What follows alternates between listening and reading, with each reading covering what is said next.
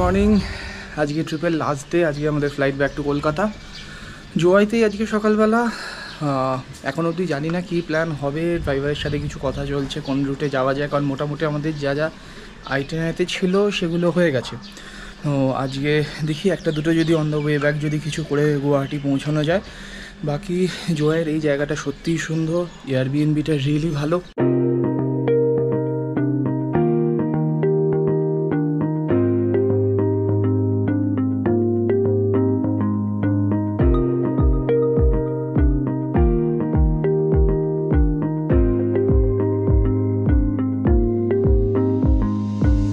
আমরা এবার এয়ারবিএনবি থেকে চেক আউট করবো। আজকে আমাদের প্ল্যান হচ্ছে নার্থিয়াং মনোলিথস অ্যান্ড তিরশি ফলস, এই দুটো দেখে আমরা ডাইরেক্ট এয়ারপোর্টে ব্যাক করব। অনেক ঘোরা হলো, ভালো সময় কাটলো, এবার বাড়ি যাওয়ার পালা।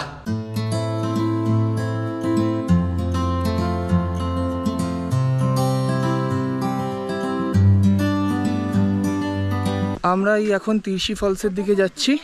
গাড়ি পার্ক করে একটু হেঁটে যেতে হয়। 30 টাকা এন্ট্রি ফি ছিল, কিন্তু কাউন্টারে কোনো লোক ছিল না। আমরা এমনি ঢুকে পড়েছি, কোনো অসুবিধা নেই। বাকি এমনি হাঁটাটা বেশ ভালো, মাঠের মধ্যে দিয়ে রাস্তা করা আছে। কিছুটা হেঁটে গিয়ে আমাদের ফলসটা দেখাতে হবে, তোমাদেরকে দেখাচ্ছি ফলসটা।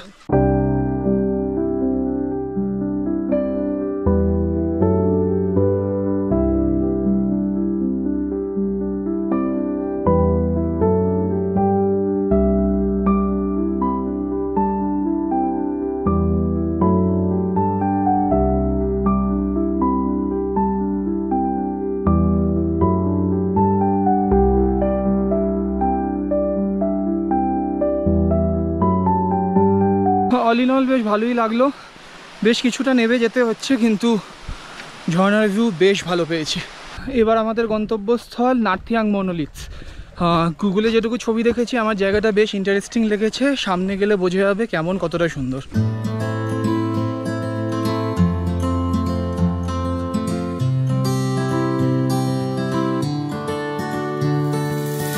তোমাদের এই জায়গাটা সম্পর্কে একটু ইনফরমেশান দিই। আমার প্রথম যখন নেটে দেখেছিলাম আমার বেশ ইন্টারেস্টিং লেগেছিল। পরে যা দেখলাম, এটা জয়ন্তিয়া কিংডমের রাজাদের উদ্দেশ্যে বানানো।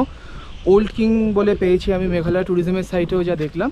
রাজার উদ্দেশ্যে এই মনোলিথগুলো বসানো হয়েছে। এটা most probably the largest collection of monoliths in one place. এবার এখানে বেসিক্যালি দু ধরনের মনোলিথস তোমরা দেখতে পাবে। কিছু হচ্ছে লম্বা দাঁড় করানো, আর কিছু হচ্ছে শোয়ানো। দাঁড় করানোগুলো ছেলেদের উদ্দেশ্যে, আর শুয়ে রাখাগুলো মহিলাদের উদ্দেশ্যে। এখানে ধরা হয় প্রথম মনোলিথস বসেছে প্রায় 500 বছর আগে, আর 1950 অবধি এখানে মোটামুটি লাস্ট মনোলিথ বসানো হয়েছে। জায়গাটা সত্যিই সুন্দর, খুব একটা বড় জায়গা না। কোনো এন্ট্রি ফি তো এখনও অবধি লাগেনি। আমি জানি না আবার এন্ট্রি ফি দিতে হবে কি না, কারণ তিরশা ফলসে যে বলেছিলাম এন্ট্রি ফি দিতে হয়নি, বেরোনোর সময় ওরা নিয়েছে এন্ট্রি ফি। কিন্তু এই জায়গাটা সত্যিই অন্যরকম, না দেখলে বিশ্বাস করার মতো নয়।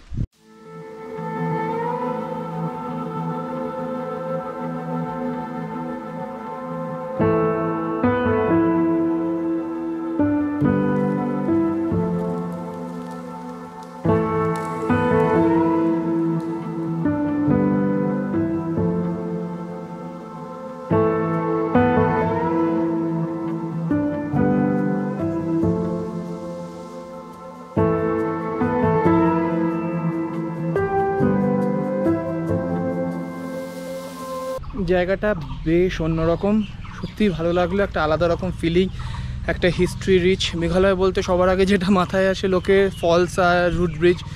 এই জায়গাটা একেবারেই সেটার থেকে আলাদা, এবং যদি সুযোগ হয় আমি বলবো সবাইকে আসতে। নার্থিয়াং মনোলিথস থেকে একটু এগিয়েই নার্থিয়াং মন্দির। এখানে এসে দেখছি জয়ন্তী মাতা মন্দির বলে। এটাও সতীর 51 পীঠের মধ্যে একটা পীঠ। কামাখ্যা যেমন, এটাও তেমন।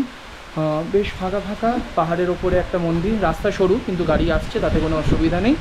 এবং এইটা দেখে আজকের মতো আমাদের এখানেই শেষ হলো। এবার ডাইরেক্ট গুয়াহাটির জন্য আমরা রওনা দেবো। ভালো রকম বৃষ্টি শুরু হয়েছে। গোপ্রোটা কালকে ভেঙে যাওয়ার জন্য আমি বৃষ্টিতে এগোতেও পারছি না। রিস্কি, যে ওয়াটার প্রুফিং আর নেই। কিন্তু ওই যে পেছনে তোমরা মন্দিরটা দেখতেও পাচ্ছ। তো আমাদের মোটামুটি আজকের এই পর্যন্তই। এবার রওনা দিই।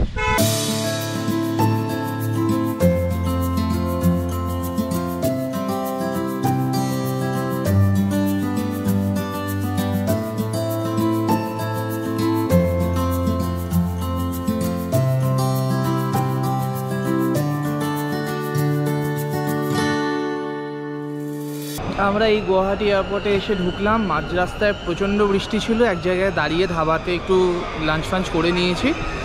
এখন পৌঁছে গেছি। এবার ফ্লাইট দেরি আছে, এখন মোটামুটি 4:30 বাজে, ফ্লাইট আমাদের 7:50। তো অনেকক্ষণ ওয়েট, ঠিক আছে দেখি লাউঞ্জে ওয়েট করে নেব। বাট পৌঁছে গেছি, রাস্তাঘাটের কথা বলা যায় না, একদিক দিয়ে ভালোই হয়েছে।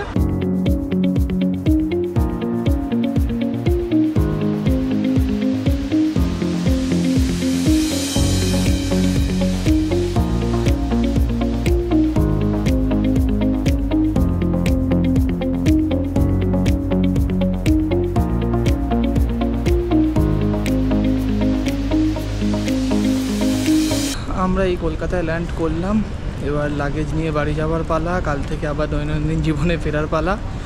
সো চলো টাটা সবাইকে, তোমাদের সাথে এইভাবে 5টা দিন কাটালাম। আবার দেখা হবে নেক্সট ট্রিপে অন্য কোনো জায়গায়, নতুন গল্প নতুন মজা নিয়ে।